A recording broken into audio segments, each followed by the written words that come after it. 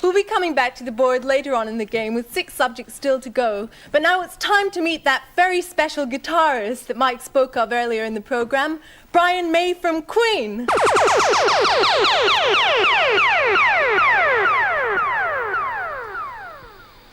Right, so in this week's feedback feature, we're going to hear a few tasty guitar techniques from Brian May, the lead guitarist with Queen. Welcome, Brian. Thank you, Mike. First of all, let me ask you, where did this amazing guitar come from? Because it doesn't look like a shop guitar to me. No, I made it myself about 10 years ago, in fact, when I was at school, just showing how old I am, with my father. And it was made with some special ideas in mind to get the effects that I wanted. What sort of effects are those? I mean, because I know you like natural effects rather than effects for effect's sake. Yes, I wanted to use the voicing of an electric guitar to its fullest, as opposed to just an amplified acoustic guitar. And a lot of things were built with that in mind. It was built to have a lot of sustain.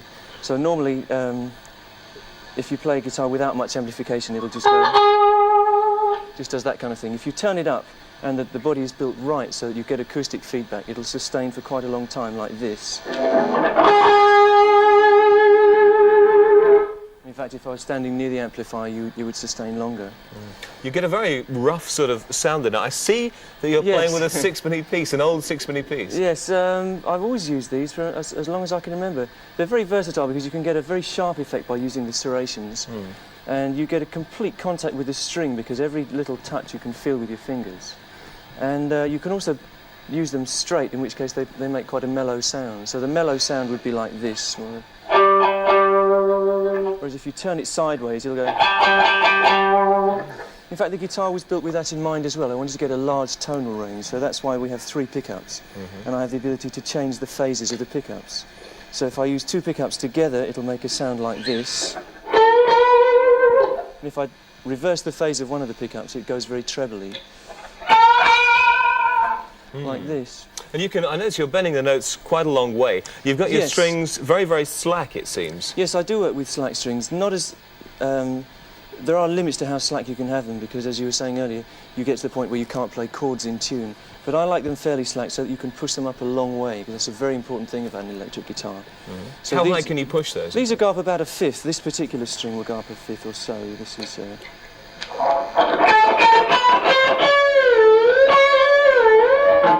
What about the other end of the scale, the downwards The tremolo will take it down. This is a special design of tremolo which I put on and made myself, and this will take the strings down like this.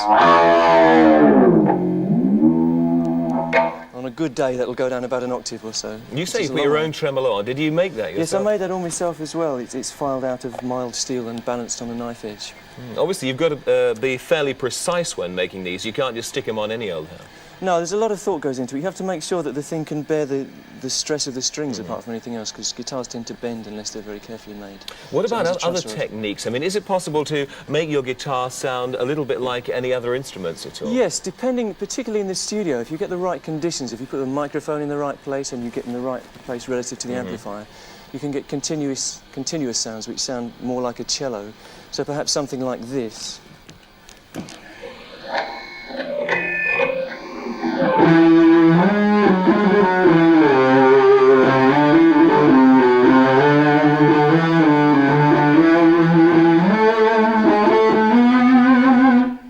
And the conditions aren't perfect, but that's the kind of continuous thing you can do. Cellists beware.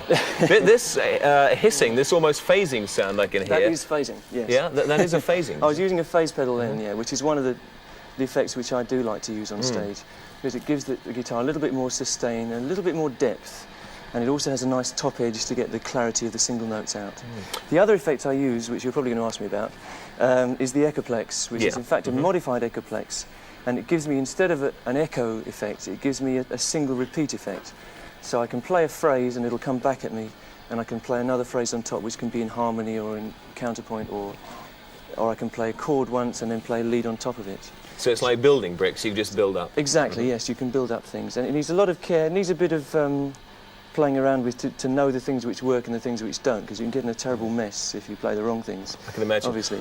Well, Brian, it's been great to come along. Sorry we haven't got any more time, and it's been great to show you to show us some techniques. Maybe we could go out with you playing Frère Jacques or some such thing that you can build up and Okay. show us how the Echoplex works. Okay, this is the Ferragiaca thing that you mentioned can be done with just one repeat, and you play the phrase and it'll come back, so you'll see this. Basically, I play a note, and it comes back, okay. So I can play this phrase that goes...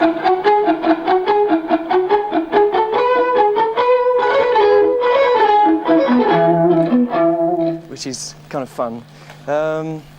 The full effect is to use, as I do, the other repeat as well, so I can build up three-part harmonies, and that goes like this.